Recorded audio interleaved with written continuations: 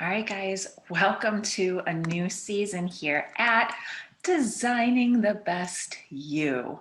Guys, I am so blessed and honored to be serving you in this new season. We're now focusing on autoimmune diseases and chronic illnesses by empowering and educating you to take control of your fatigue and pain while confidently owning your journey so you can live a vibrant life, guys, one that you have been incredibly blessed with, believe it or not. I know it's hard, which is why on this first episode of season 3, guys, I want to share with you my story. So hopefully you won't feel alone in your journey, okay? So moving forward, guys, here at Vennessa McConkey Coaching and Designing the Best You, we are focusing heavily on health from the inside out. Guys, the world needs you healthy, mentally, physically, emotionally, spiritually. Now, many of you listening in this season are probably women. So we have a few extra things on our plates that can add stress and affect our body's systems if not managed well, such as kids, husbands, homes, schooling at home, and that fun time of the month. And this is what we're all about now. All of those in between moments, the moments when there is no doctor, there's no family member, there's no friend close by, no one who gets you. I'm creating that community now because there aren't many people who are going to empower you and support you in these dark, tired, exhausting, painful in between moments. And I know this. I've been there way too many times and still probably have more to come. And now I'm here to help you. And if I'm being honest, I'm helping myself too. So if you have a chronic illness, an autoimmune disease, multiple autoimmune diseases, adrenal fatigue, you guys know they're not going to be cured and they don't go away. So if anyone does tell you that, please run very, very fast. But what I do want to tell you is that you can live a vibrant life with these diseases. Guys, they're a gift to the world. Even though you may not feel it now, guys, I didn't realize it for years. And I want to share that with you, okay? So you know you are not alone in this journey because you know what? Your story matters, okay? Guys, it doesn't, guys and gals, it doesn't matter what other people are posting, what they look like, how they feel. Guys, your story is important, just as important as theirs. They're probably faking it out there, okay?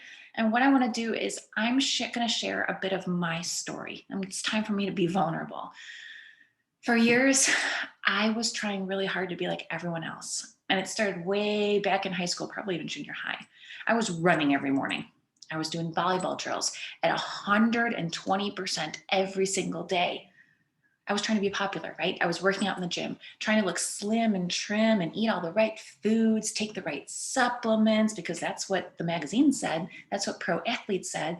That's what the pretty girl over there was doing, okay? And this continued on to a handful of years after college.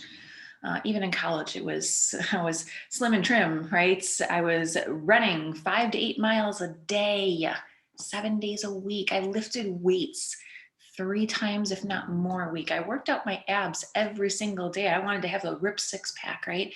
I was in the gym after college for 2 hours every day.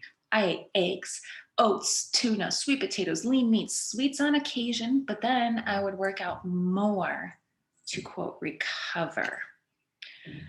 Guys, and people thought I was really healthy because I was thin and I have muscle tone. If you're watching this online, yeah, I got muscle tone. But what people don't know and didn't know then is that I was fighting my body and my body was fighting itself. My body, guys, was lacking a ton of nutrients that it so desperately needed. I didn't have my period for probably a year and a half.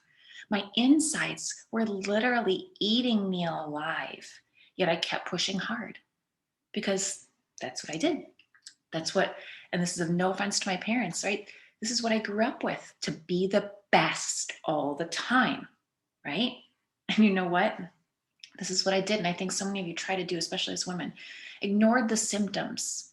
I accepted it was okay to be dizzy and lightheaded here and there. It was okay right? I accepted that it was okay to have low blood pressure and pass out or feel like I was going to a lot and have to explain to the people who are drawing my blood because I like to give blood and give back. I ignored the really low iron in my system because I wasn't eating things like red meat on occasion that my body so desperately needed. I accepted that it was completely okay that I barely got any sleep. I was rushing everywhere, having 3 jobs, having a boyfriend, having friends. I wanted to be debt free and I wanted to be on top of the world, successful, like so many I know of you want to be. I mean, I went to engineering school and I was in corporate management pretty much right out of college because that was the thing to do, right? Always be busy, right? That's where I put my worth, guys. And all of that excessive rush and busyness matched with comparing myself to these executives, to these athletes, to women in magazines. Some genetics that I have, guys, all of that led me into a downward spiral of autoimmune diseases.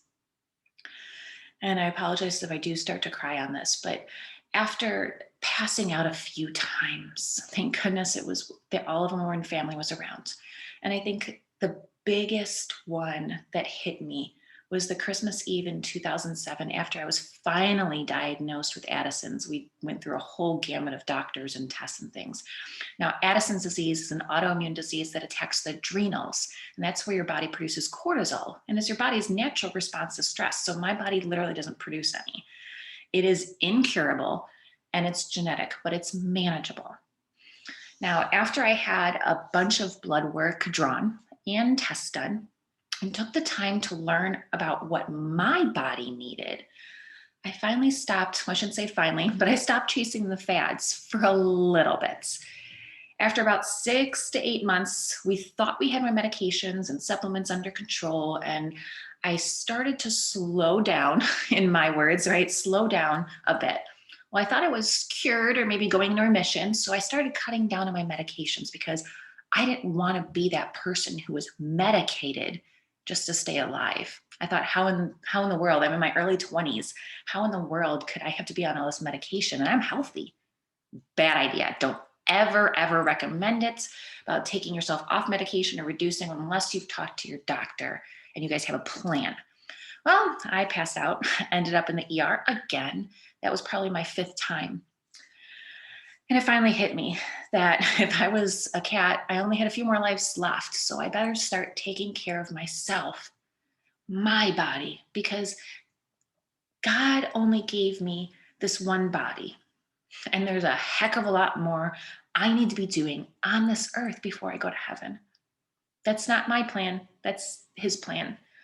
So now my doctors had me on prednisone for way too long as a start to get my adrenals back and going. And my face was like a big marshmallow puff. This is where I didn't educate myself. Back then, very few doctors knew about Addison's, and even fewer knew what to do with it. They just, here's medication, we'll just monitor. So I listened to them, just like we do with our parents at times, because the internet still didn't have a wealth of information either. And it wasn't something that you would go to on a regular basis like we do nowadays. So then my general practitioner said, you know what, Vennessa, you should probably go see an endocrinologist. And I'm like, okay, first of all, what is that? Second of all, why? I thought you were doing a good job. Well, everyone I called in network, they were going to take no less than 6 weeks to get in. I was like, oh my goodness, what's the point, right? And who relates to me on this one, right? So I finally got into one a few weeks later, and the endocrinologist said, there is no way, he literally looked at me, he's like, there's no way you have Addison's. And I was like, what? And he's like, because you should have gained weight on the medication. You're too skinny, literally put his finger on my wrist. And you didn't have dark patches on your skin as a result. Well, guys, that's vitiligo, and now I have it on my back. Okay. He didn't even care about the stacks of blood work and the labs that I brought to him from the years prior, all the ER bills and things like that. Didn't care. So I was like, screw this. And I walked out of the office and I said, I don't want to do any doctor other than my functional medicine doctor, who, by the way, I still question here and there. I know, call me stubborn from my German and Italian genes, but you know what? That stubbornness has gotten me to where I am today, both good and bad. So I moved to Arizona from Chicago in 2014, one of the best decisions of my life so far. Got me out of the busyness of a big city, always wanting to go and feeling like I had to go and do, into a city that was more spread out with lots of sunshine, great environments, right? I was dating my husband who I met in college and still working my butt off, but I felt like I was enjoying it more. Then I was traveling 3 weeks out of every month and I got burned out and I'm like, nope, I'm going to take a sabbatical. Then we got pregnant and married. Yes, in that order. We were excited and my OB, not knowing much about Addison's, weaned me completely off the hydrocortisone in 2015 that we now had me on. She said to quote, protect the baby. Well, the pregnancy went really well. Delivery went well. Just some low blood pressure issues for me during delivery, which they had to give me some medication. No biggie, right? Okay, not a big deal. Ethan had some forceps, blah, blah, blah. He's great, okay? I loved being at home with him. I was giving him homemade baby food. I was doing all the mommy workouts. I wanted to be this perfect mom like we all do. Eating paleo at the time. I'm like, man, I feel good. Then we got pregnant again in 2016. Not planned for sure.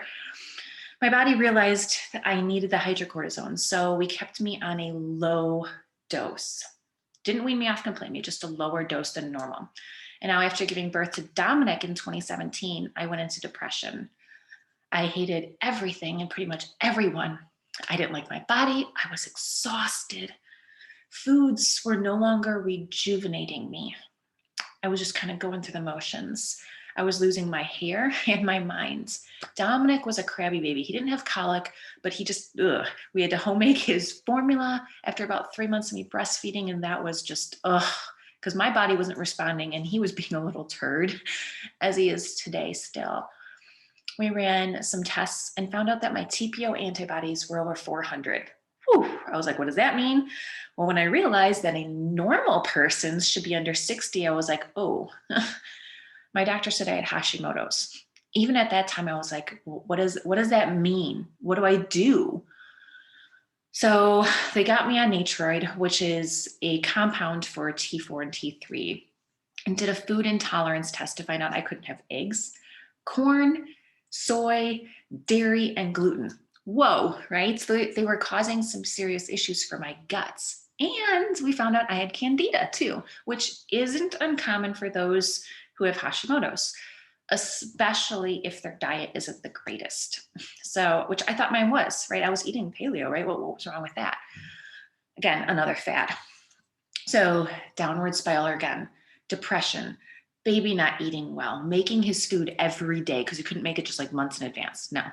New diagnosis, didn't know what to do with it. All the foods that I was accustomed to eating that I thought were healthy, now stripped away from me if I wanted to feel well. Oh, and then by the way, top this off, a month later, after using, we thought every amount of protection, got pregnant again. I literally cried for 4 months straight. Like, how is that possible? How? I didn't even recover one bit from the last one.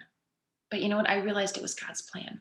As much as I didn't want antidepressants, I finally gave in after my husband and my parents saying, hey, do it.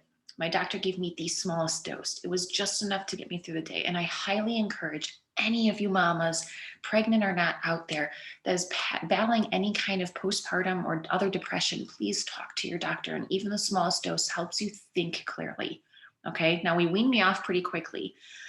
It's not normal to cry a lot. So you got to get yourself situated first. Take care of yourself first so you can take care of others. And you know what now? My greatest blessing is our third son, Asher. Not that the other two are not as important and amazing, but Asher is the happiest kid alive and he looks just like me. So that makes it even better. God blessed me and healed me with this child and his joy. But I also had to choose joy. Joy in my circumstances, joy in my diseases, take back control of my health and stop feeling sorry for myself. Stop depending on a doctor to give me all the answers. Now, I want to stop right here and say I'm not downing any doctor because they are there to guide us, provide some medications and solutions when needed. But hello, guys, there's more doctors than there are patients, okay? And who cares more about you than you. Okay. Now we bring on this whole beautiful pandemic that we had this past year. And I say beautiful because it is. I was also diagnosed after finding some skin tags and moles with vitiligo, which are white skin patches as a result of Addison's disease for me. Doesn't hurt, doesn't anything like that. But in addition, this past year, I also contracted chronic Epstein-Barr, herpes 6, no, not the STD, and something else we can't quite figure out. We've done numerous high-dose vitamin C IVs for a couple months. We gave me some additional supplements, detox, but that didn't move the needle on the lab work. And guys, I want you to know I am still taking this one step at a time, one day at a time. There's a plan. For me, there's a plan for you. So now I'm here to help you in the journey, in the in-betweens, guys. And this isn't all of my story, okay? There's some traumas from my childhood, from my work life that happen in between that I'm going to be sharing more about this season because I think it's really important, especially trauma and Hashimoto's go hand in hand. So stay tuned, okay? I don't want you to step away after this. I want you to know that once I stopped being bullheaded and I started being consistent with the foods that I was eating that were gut friendly and anti-inflammatory. Now, I'm not saying I'm perfect, but I'm saying for my body, having the new supplements, doing low impact workouts and not stressing over not getting them done fast enough or good enough, educating and empowering myself by listening to my body. You know what's happened? I'm getting stronger and from the inside out. I'm not perfect, far from it, guys. And if anyone knows about personalities, I'm an Enneagram 1, I'm an Emerald Ruby, type A personality. So y'all better bear with me on this journey because it's been a tough one for me so far, as I'm sure it has for you. I hope, guys, that this intro to my autoimmune and chronic illnesses, this life that I've lived gives you some relief, that you aren't the only one, that there's people out there who truly, truly want to help and care, and who have some more knowledge than you do at whatever stage you are at in your life, in this disease, in this process. Don't be ashamed. Again, these diseases, they're a gift. I know without me realizing that, I would not have been able to help as many people as I have just so far. And you know, that's only through my story, through sharing it, through the trials and errors, through the tears. Okay. So who's ready? Who's ready to join in on this empowering journey? I am just so incredibly excited to share this season with you guys, with some guest experts on various topics from sleep to inflammation to stress, supplements, very specific diseases like lupus and Crohn's and etc. Right? What you need to do first, this is what I want you to do, is subscribe to the podcast. I don't want you to miss any of these episodes, okay? And I'm not saying that lightly. Then what I want you to do is go to the show notes in the podcast and join our Facebook group. This isn't another complain session group that I want you to join, blah, blah, blah. This is where we share our diseases. And first of all, it's private. We share who we are, our diseases, our families, our in-between moments, our questions. And what I want you to do is I want you to know that I'm in there live each week, both by myself and with experts, to get you the best information for you and your journey. I am so, so excited to bring all this to you and cannot wait to see you on the inside.